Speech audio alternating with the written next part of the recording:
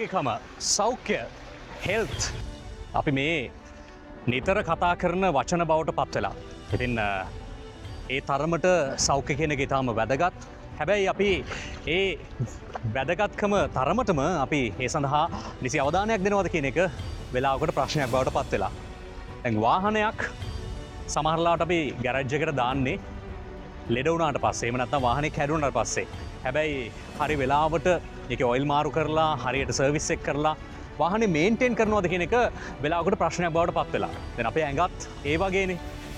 ලෙඩක් හැදුනට පස්සේ ඒකට බෙහෙත් ගන්නවට වඩා ලෙඩේ වළක්ව ගන්න අපිට කටයුතු කරන්න පුළුවන් නම් ඒක තමයි බොහොම වටින්නේ.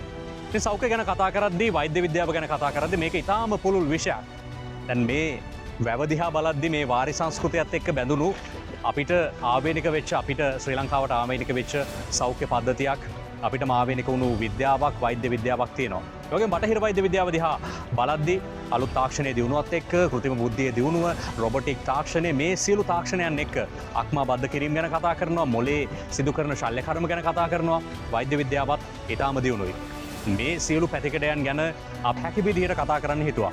මම ලැබපු අත්දැකීම්, මේ වගේම වෛද්‍යවරයෙක් විදිහට ලබන අත්දැකීම් සහ මගේ විනෝදාංශය බවට පත් වෙන්නේ මාධ්‍ය. ඉතින් මේ දෙක එකතු කරලා මේ පුළුල් විෂය ගැන අපිට පුළුවන් විදිහට බොහොම සරලව කතා කරන්න අවස්ථාවක් කරගන්න හිතුවා. ඉතින් සමාජ මාධ්‍ය හරහා නිවැරදි තොරතුරු, යාවත්කාලීන වල තොරතුරු, අලුත් තොරතුරු සහ වැරදි මත, මිත්‍යා මත බොහොමයක් තියෙනවා. ඉතින් මේ සියලු දේ ගැන අපි විමර්ශනය කරලා බොහොම විශ්ලේෂණාත්මකව මේ ගැන කතා කරන්න හිතුවා. ඉතින් අපි ඇවිල්ලා ඉන්නේ සුන්දර පරිසරයකට. අපිත් එක්ක දිගින් දිගටම එකතු වෙලා ඉන්න කියලාත් අපි ආරාධනා කරනවා.